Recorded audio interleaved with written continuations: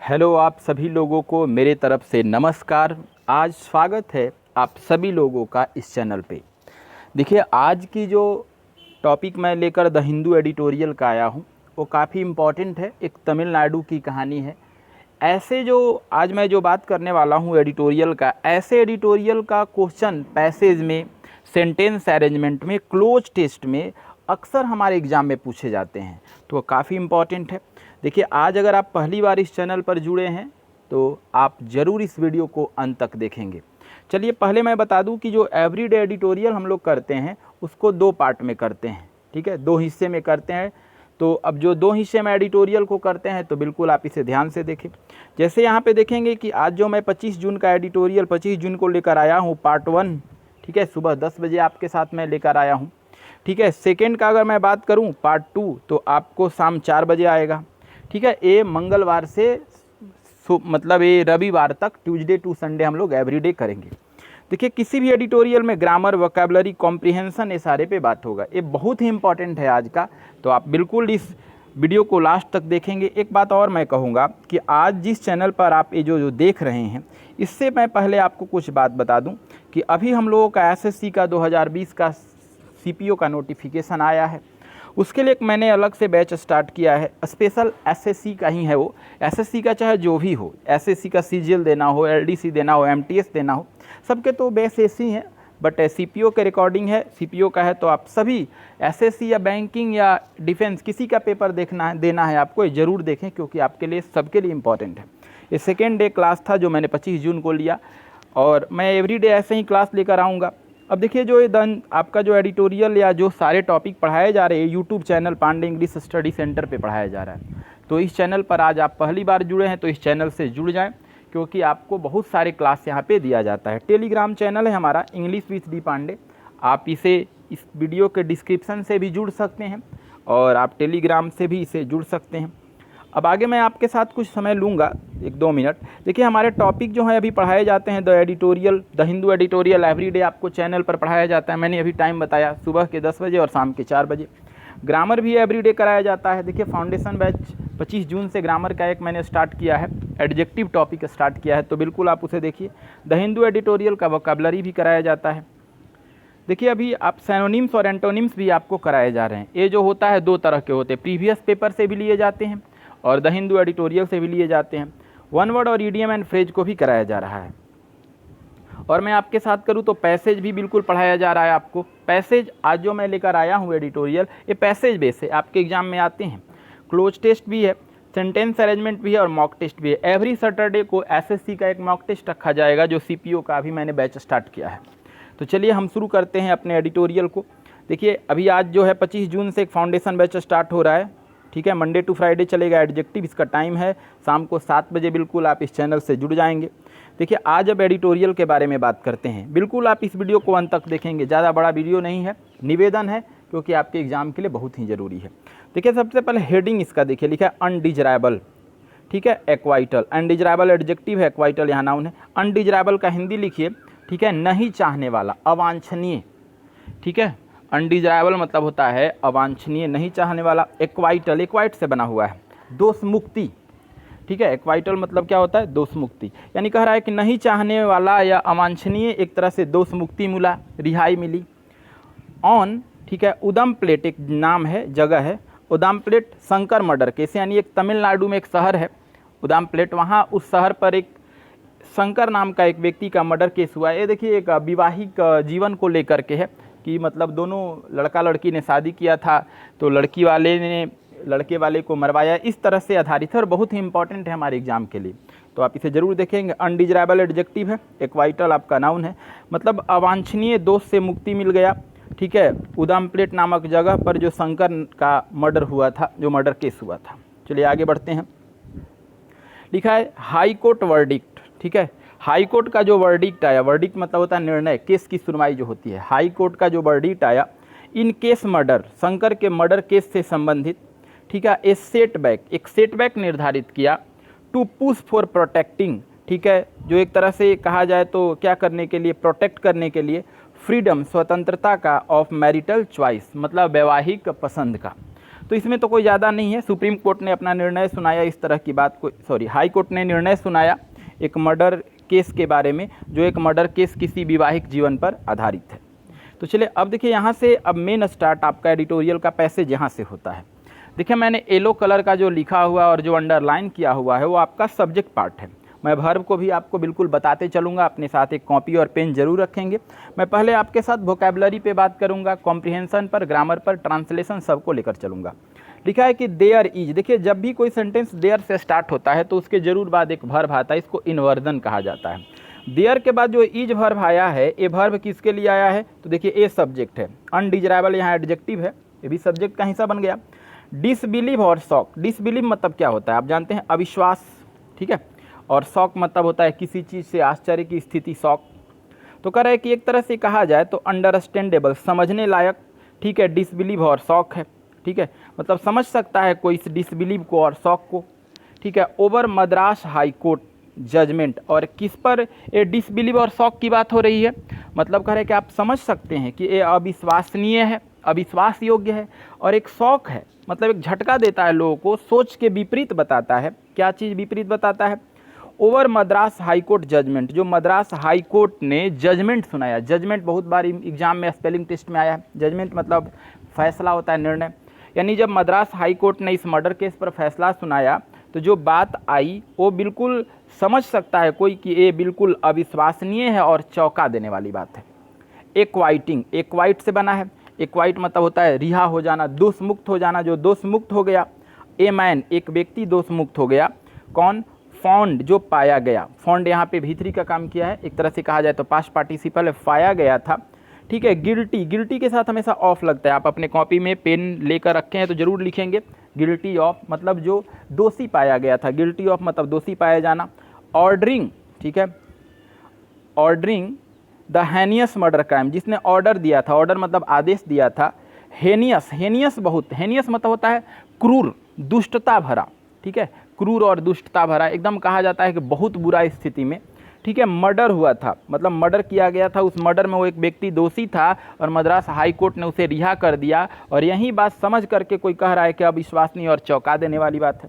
और किसकी मर्डर हुआ था, तो एक दलित यूथ का हुआ था जिसने मैरी किया था, शादी कर लिया था उस आदमी के बेटी से जिसको कोर्ट ने आज रिहा किया है। मैरी के साथ देखिए टू लगता है, ठीक है, लेकिन एक्टिव वॉइस में मैरी के साथ टू जरूरी नहीं है, पैसिव बेस अगर जाता है तो मैरी के साथ टू होता है, मैरी विथ नहीं होगा, मैरी टू होगा। तो देखिए इसमें आप जो सीखे उसको समझिए, पहले मीनिंग तो जान गए आप। पहले मैंने आपको बताया कि देयर के बाद इज क्यों लगा, क्योंकि ए इज आया है, ए डिसबिलीव और शॉक के कारण। डिसबिलीव और शॉक एक साथ मिलकर काम कर रहा है, जैसे ब्रेड एंड बटर काम करता है, इसलिए आप ये नहीं कहेंगे कि डिसबिलीव और शॉक मिल करके प्लूरल हो जाएगा, आर आएगा, नहीं होगा, दोनों सेम फॉर्म में काम किया है। तो कह रहा है कि ये बिल्कुल सब कोई समझ सकता है कि अविश्वसनीय और चौंका देने वाली बात है। कहाँ पर चौंकाने वाली बात है, over Madras high court judgement, Madras court ने जो जजमेंट सुनाया उस बात पर, ठीक है, किस चीज़ का, कि मद्रास हाई कोर्ट ने रिहा कर दिया, दोष मुक्त कर दिया। ए मैन, एक व्यक्ति को दोष मुक्त किया। फाउंड, जो व्यक्ति पाया गया था। ऐसे देखिए फाउंड जो है ना, इसको हम पास्ट पार्टिसिपल कहेंगे, ए मैन के लिए एडजेक्टिव काम कर रहा है। तो सब कोई पूछता है कि एडजेक्टिव तो नाउन के बाद पहले आता है लेकिन बाद भी आता है, ठीक है, इसे पोस्ट पोज एडजेक्टिव कहा जाता है। तो एक व्यक्ति जो पाया गया था दोषी क्या करने में, कि वो आदेश दिया था, मरवाया था, किसे, मतलब एक व्यक्ति को मरवाया था जो कि एक बहुत ही हेनियस मर्डर था, एक क्रूर भरा, ठीक है, मर्डर था, जो दलित यूथ को मरवा दिया था, जो दलित यूथ ने शादी कर लिया था। देखिए पैसिव वॉइस है, मैरी टू, जो शादी कर लिया था उस व्यक्ति के बेटी से, यानी व्यक्ति ने मरवाया था उस दलित के यूथ को, ठीक है, जिसकी बेटी ने दलित से शादी किया था। बिल्कुल, तो बिल्कुल समझते चलेंगे, इसमें बहुत सारी इंपॉर्टेंट बात है। देखिए इसमें थोड़ी सी ग्रामर पे मैं एक बार आपको लेकर चलूं तो देयर के बाद इज क्यों आया है, मैंने आपको बताया डिसबिलीव और शॉक के कारण। देखिए यहाँ पे आप समझेंगे, आप अगर देखेंगे ध्यान से तो आपका गिल्टी के साथ ऑफ लगता है, ये भी क्लियर है। ऑफ एक प्रीपोजिशन है, इसलिए देखिए ऑर्डर को बिफोर जीरन बनाया गया है, ऑर्डरिंग होता है, क्लियर। चलिए आप नेक्स्ट स्लाइड में बढ़ते हैं। लिखा है वाइल, जबकि, देखिए मद्रास हाई कोर्ट ने उस आदमी को रिहा कर दिया, कहा कि नहीं ये व्यक्ति दोषी नहीं है। वाइल, अब देखिए अब बात विरोध बता रहा है। वाइल जो होता है ना, बीच में अपोज की स्थिति लाता है, कह रहा है कि जबकि the lower court, lower court मतलब निचले श्रेणी के कोर्ट की बात हो रहा है, ठीक है। मद्रास तो हाई कोर्ट हो गया, डिस्ट्रिक्ट लेवल पे कहा है आपका, न्यायालय कोर्ट कह सकते हैं। कह रहा है कि जो लोअर कोर्ट है आफ्टर एक्सपेडियस ट्रायल, देखिए एक्सपेडियस ट्रायल एक साथ लिख सकते हैं आप, ठीक है, जल्दी से मुकदमा का सुनवाई करना। एक्सपेडियस ट्रायल मतलब आप लिखिए किसी मुकदमा का जल्दी से सुनवाई करना। Had award the death sentence, एक साथ लिख लीजिए, अवार्ड डेथ सेंटेंस, लिखिए अवार्ड डेथ सेंटेंस मतलब होता है मौत की सज़ा सुनाना। कह रहा है कि जबकि निचले कोर्ट ने, ठीक है, बहुत ही जल्दी से सुनवाई करते हुए मौत की सज़ा सुना दिया था। किसको? टू वी, ठीक है, चिन्नास्वामी, वही व्यक्ति है जो दोषी है, जो लड़की का पिता है, चिन्नास्वामी को सुना दिया था। ठीक है, इन सेंसेशनल, एक तरह से एक सेंसेशनल था। सेंसेशनल मतलब सनसनी जिसको कहते हैं, एकदम बिल्कुल कह सकते हैं कि एकदम सबसे ज़्यादा हो, वो सेंसेशनल। एक तरह से ये जो मर्डर हुआ था शंकर का एक सेंसेशनल मैटर था उदम प्लेट के लिए। तो इस चीज़ में लोअर कोर्ट ने बहुत जल्दी सुनवाई करते हुए उस आदमी को एक तरह से कहा जाए तो मौत की सज़ा सुना दिया था। ठीक है, ये सेंसेशनल कहाँ हुआ था? तो उदम प्लेट में हुआ था, शंकर का मर्डर केस हो गया था। देखिए बहुत आसान है, फिर से समझिए। पीछे क्या कहा कि मद्रास हाई कोर्ट ने बिल्कुल रिहा कर दिया उस व्यक्ति को जो व्यक्ति शंकर के मर्डर को इसमें दोषी था, और यही बात विश्वसनीय और चौंका देने वाली बात है, अविश्वसनीय है। कह रहा है कि लोअर कोर्ट ने, ठीक है, बहुत जल्दी से ही मुकदमा का सुनवाई करते हुए उसने मौत की सज़ा सुना दिया था बी चिन्नास्वामी के, यानी उस आदमी को, लड़की का पिता को, जो एक सेंसेशनल मतलब एक सनसनी मर्डर केस का दोषी था, जो शंकर का मर्डर केस किया था। अब इसमें देखेंगे तो आपका लोअर केस सब्जेक्ट बना हुआ है यहाँ पे, ठीक है, लोअर कोर्ट क्या है? सब्जेक्ट है। और यहाँ देखिए हैड अवार्डेड वर्ब है, जिसने मतलब देखिए अब ध्यान से अगर देखेंगे तो आप ज़रा सोचिए कि मद्रास हाई कोर्ट पहले फैसला सुनाई कि लोअर कोर्ट, तो पहले लोअर कोर्ट ने कहा है, इसीलिए देखिए पास्ट परफेक्ट है। ठीक है, इसमें तो बिल्कुल नॉर्मल है, इसमें कोई ज़्यादा बातें नहीं है, इसमें कोई ग्रामेटिकल ज़्यादा कंसेप्ट भी नहीं है, तो बिल्कुल आप ध्यान से देखिए। आगे चलिए, अब लिखा था हाई कोर्ट, मद्रास के बारे में बोल रहा है। ठीक है, मद्रास हाई कोर्ट, मद्रास का नाम नहीं लिया बट हाई कोर्ट कहा, लिखा था high court has ruled. Rule मतलब होता है किसी चीज़ का नियम बनाना, तो कह रहा है कि मद्रास हाई कोर्ट ने या हाई कोर्ट ने नियम बनाया है, रूल किया है, शासन व्यवस्था को संभाला है, मतलब अपने तरीके से किसी चीज़ को निर्णय लिया है। दैट, ठीक है, मतलब हाई कोर्ट का ये कहना है, हाई कोर्ट की तरफ से ऐसी बात आई। हाई कोर्ट यहाँ सब्जेक्ट है ऑक्सिलरी वर्ब है, रूल V3 है। हाई कोर्ट का ये कहना है दैट की नो कॉन्स्पैरेसी, देखिए नो कॉन्स्पैरेसी सब्जेक्ट हो गया, कॉन्स्पैरेसी मतलब होता है षड्यंत्र। कह रहा है कोई भी ऐसा षड्यंत्र हैज़ बीन प्रूव नहीं हो सका। पैसिव वॉइस है, मतलब जो पी चिन्नास्वामी को गिरफ्तार किया गया था और जो लोअर कोर्ट उसकी मौत की सज़ा सुना दी गई थी, उसी पी चिन्नास्वामी को, ठीक है, हाई कोर्ट ने कहा इस बात को कहते हुए कि इस व्यक्ति पर कोई भी ऐसा मुकदमा साबित नहीं हुआ कि इसे मौत की सज़ा सुनाई जाए। अब लिखा है इट इज़ इंडीड, कह यह वास्तव में डिसअपॉइंटिंग, एक निराशाजनक है, बिल्कुल निराशाजनक है। लोअर कोर्ट जिसकी मौत की सज़ा सुना दी हो और हाई कोर्ट कहता हो कि नहीं ये बेगुनाह है, तो यह बिल्कुल वहाँ के लोगों के लिए निराशाजनक है। ठीक है, दैट, जो कि एन एम्ब्लेमेटिक केस, एम्ब्लेमेटिक मतलब होता है प्रतीकात्मक, लिख सकते हैं प्रतीकात्मक, एक तरह से एक प्रतीकात्मक केस है, मुकदमा है, ऑफ मर्डर मतलब एक हत्या का, अगेंस्ट अ मेंबर, एक व्यक्ति के खिलाफ में, अगेंस्ट मतलब होता है खिलाफ में, एक व्यक्ति के खिलाफ में मर्डर हुआ है या एक व्यक्ति के मर्डर हुई है, उसी के खिलाफ में मुकदमा है, प्रतीकात्मक मुकदमा है। ऑफ SC, जो शेड्यूल कास्ट का था, शेड्यूल कास्ट का था, यानी निम्न श्रेणी का वो युवक था जिससे उसने पी चिन्नास्वामी के लड़की शादी किया था। देखिए इसको एक बार पढ़ लेते हैं तो अगले स्लाइड में कहते हैं। देखिए हाई कोर्ट सब्जेक्ट है, तो यहाँ देखिए has auxiliary verb, rule V3 का काम किया है। नो कॉन्स्पैरेसी, नो एडजेक्टिव है, कॉन्स्पैरेसी नाउन है, मिलके सब्जेक्ट का काम किया सिंगुलर, तो ये देखिए पैसिव में वर्ब है। ठीक है, इट इज़ इंडीड डिसअपॉइंटिंग, एक किसके लिए आया है? तो रिजल्ट के लिए आया। कह रहे यह निर्णय आना एक वास्तव में निराशाजनक है। ठीक है, एन एम्ब्लेमेटिक केस, एन आर्टिकल एम्ब्लेमेटिक प्रतीकात्मक एडजेक्टिव है, केस नाउन हो गया। Murder against member of schedule caste. आगे बढ़ते हैं। जिस शेड्यूल कास्ट का मेंबर का हत्या हुआ था, अब क्यों हत्या हुआ था? तो देखिए इन the name of, in the name of का हिंदी होता है के नाम पर, जैसे कोई बोलता है ना भगवान के नाम पर, in the name of God, अल्लाह के नाम पर, in the name of Allah. ठीक है, जेसस के नाम पे, इन द, ठीक है, नेम ऑफ जेसस। कहने का मतलब एक किसके नाम पे हत्या हुआ था उस शंकर का? तो इन the name of preserving, preserve मतलब क्या होता है? बचाना, प्रिजर्व मतलब होता है संरक्षित करना। यानी उच्च श्रेणी का जो पी चिन्नास्वामी था, अपने बेटी को जब वो सुना कि उसकी बेटी ने शादी कर ली, तो वो व्यक्ति पी चिन्नास्वामी अब वो क्या किया कि अपने मान को बचाने के लिए, प्रिजर्व करने के लिए, नाम को, मान को बचाने के लिए, ऑनर, देखिए ऑनर मतलब होता है सम्मान, जो उसका उच्च जाति का था, इसीलिए सोचा कि जो हमारी सम्मान है उस सम्मान को बचाने के लिए डोमिनेंट कास्ट, वह जो पी चिन्नास्वामी था एक डोमिनेंट कास्ट का था। डोमिनेंट मतलब होता है प्रमुख या उच्च होता है, कास्ट मतलब जाति। जो पी चिन्नास्वामी यानी लड़की ऊंची जाति की थी और लड़का जो था शेड्यूल कास्ट का था। ठीक है, आगे लिखा हैज़ बीन रिड्यूस। ठीक है, रिड्यूस यहाँ पे अगर देखा जाए तो रिड्यूस मतलब होता क्या है? ठीक है, हैज़ बीन रिड्यूस मतलब रिड्यूस मतलब होता है घटा देना। अ नैरेटिव, ठीक है, नैरेटिव मतलब वर्णात्मक। ठीक है, विदाउट एन ऑथर। देखिए पूरा लाइन अगर मैं बात बताऊं तो पीछे वाले से लिंक करना होगा तब क्लियर होगा। यहाँ से देखिए लिंक करता हूँ। कह रहा है कि वास्तव में यह एक निराशाजनक परिणाम है। ठीक है, कि एक प्रतीकात्मक केस जो मर्डर है, ठीक है, जो एक शेड्यूल कास्ट के मर्डर है और उसके खिलाफ में जो मर्डर हुआ इसलिए हुआ क्योंकि वो नाम सम्मान को बचाना चाहता था। ठीक है, और एक उच्च जाति का व्यक्ति था और हैज़ बीन रिड्यूस और उस मामला को कम कर दिया गया। ठीक है, अ नैरेटिव बिना ही कहे हुए, बिना ही वर्णन किए हुए, विदाउट एन ऑथर बिना किसी एक लेखक का, बिना किसी एक ऑथर का। तो इसमें ग्रामेटिकल कंसेप्ट बहुत अच्छे हैं। देखिए यहाँ पे आप समझ सकते हैं कि ऑफ के बाद प्रिजर्विंग क्यों करना पड़ा, क्योंकि यहाँ पे V4 ऑफ प्रीपोजिशन है तो ये जिरंड हो जाएगा। डोमिनेंट यहाँ एडजेक्टिव है, इसका एडवर्ब बनाएंगे तो डोमिनेंटली होगा। केस्ट यहाँ कास्ट नाउन है। क्लियर। अब यहाँ से देखिए नन कह रहा है कि कोई भी नहीं था। नन मतलब होता है कोई भी नहीं होना। नन का हमेशा यूज याद रखना होगा, दो से ज़्यादा के लिए होता है और नाइदर दो के लिए होता है। तो कह रहा है यहाँ पे नन है तो दो से ज़्यादा होगा। लिखा है नन, कह रहा है कोई भी नहीं था अदर दैन 5 मतलब 5 के अलावा, यानी कोई भी नहीं था, केवल 5 ही लोग थे। मतलब पी चिन्नास्वामी का उसमें नाम था कि नहीं, अब पढ़ने से मिलेगा। कह रहा है कोई भी नहीं था, केवल 5 ही लोग थे। हायरलिंग्स, हायरलिंग्स आप लिखिए। हायरलिंग्स मतलब अगर ध्यान से समझिएगा तो सुपारी किलर होता है, जो पैसे लेकर किसी का जान ले लेता है, सुपारी किलर। कह रहा है कोई भी दूसरा नहीं था, केवल 5 सुपारी किलर थे। अननोन जो कि बिल्कुल अनजान थे वो।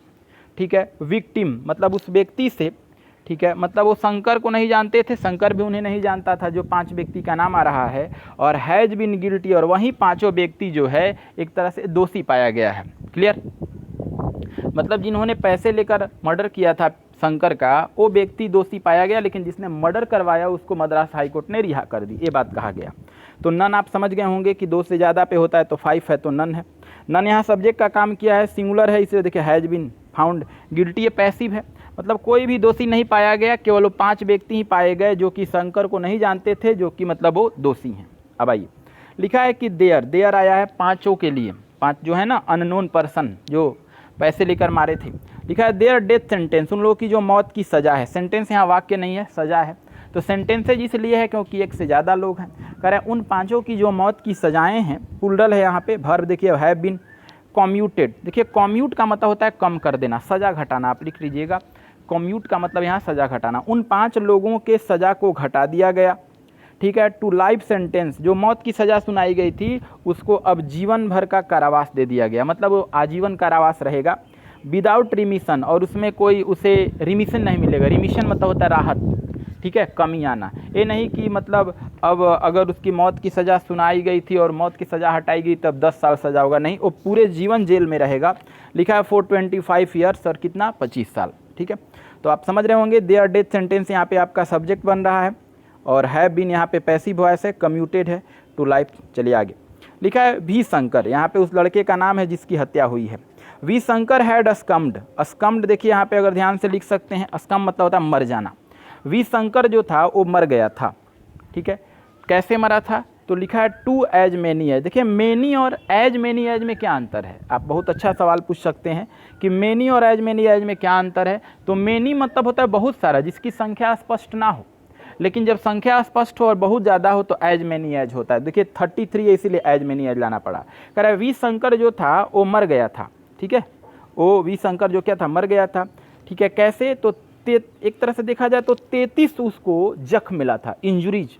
ठीक है, इंजुरी मतलब क्या होता है, जख्म होना, एक तरह से पीड़ा होना। तो 33 उसे जख्म मिला था, एक तरह से उस पर मतलब आक्रमण हुआ था। इन्फ्लिक्टेड, इन्फ्लिक्ट आप लिख सकते हैं, पीड़ित होना, जो 33 इंजुरी से वो पीड़ित था।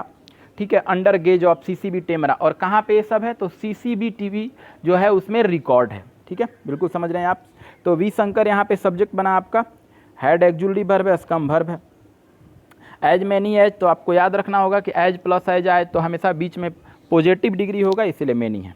आइए, कह रहा है यहाँ पे कि ये जो बात है एक CCTV कैमरा में रिकॉर्ड हो गई और कहाँ पे रिकॉर्ड हुआ, तो ABG मार्केट प्लेस, एक बहुत ही भीड़ भाड़ वाले बाज़ार में हुआ, प्लेस में हुआ। कहाँ पे, तो उदम प्लेट एक जगह है तमिलनाडु में, शहर है, उस शहर में हुआ। टाउन एक टाउन है, कहाँ पर, तमिलनाडु में। और एक कब की घटना है, तो 2016 में मार्च की घटना है। ठीक है, तो बिल्कुल समझ में आ गई। अब आगे देखते हैं, लिखा है द एसेलिएंट, लिख सकते हैं, बहुत अच्छा वर्ड है। एसेलिएंट मतलब होता क्या है, हमलावर।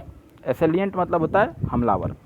ठीक है, ग्रीवियसली, ग्रेवियसली लिखिए, बहुत अच्छा वर्ड है। ग्रेवियसली मतलब होता है दर्दनाक, एडवर्ब है यहाँ पे, दर्दनाक तरीके से। कह रहा है कि जो हमलावर थे दर्दनाक तरीके से अटैक, हमला किए थे।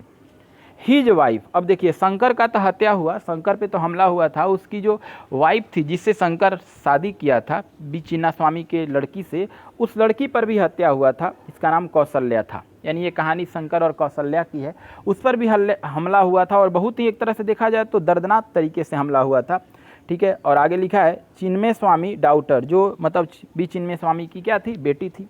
तो आप यहाँ पे आसानी से समझ सकते हैं, कह रहा है कि ये जो हमलावर थे बहुत ही दर्दनाक तरीके से हमला किए थे वी शंकर के पत्नी कौशल्या पर, जो कि उनकी बेटी थी। ठीक है, यहाँ एसेलिएंट सब्जेक्ट है, ग्रेवियसली एडवर्ब है, अटैक आपका वर्ब का काम कर गया। अब देखिए फॉर्चुनेटली, भाग्य से, फॉर्चुनेटली एडवर्ब है, एडवर्ब से सेंटेंस शुरू होता है, भाग्य से। सी सर्वाइव, देखिए सी आया है कौशल्या के लिए, वी चिन्नास्वामी की जो लड़की है।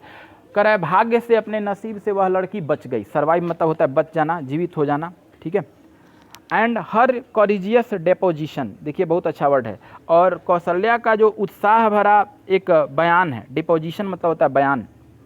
ठीक है, डेपोजिशन मतलब बयान। कौशल्या का उत्साह भरा जो एक बयान आया अगेंस्ट हर पेरेंट्स, अपने माता, उसके पिता ही ने कत्ल करवाया था, अपने माता पिता के खिलाफ।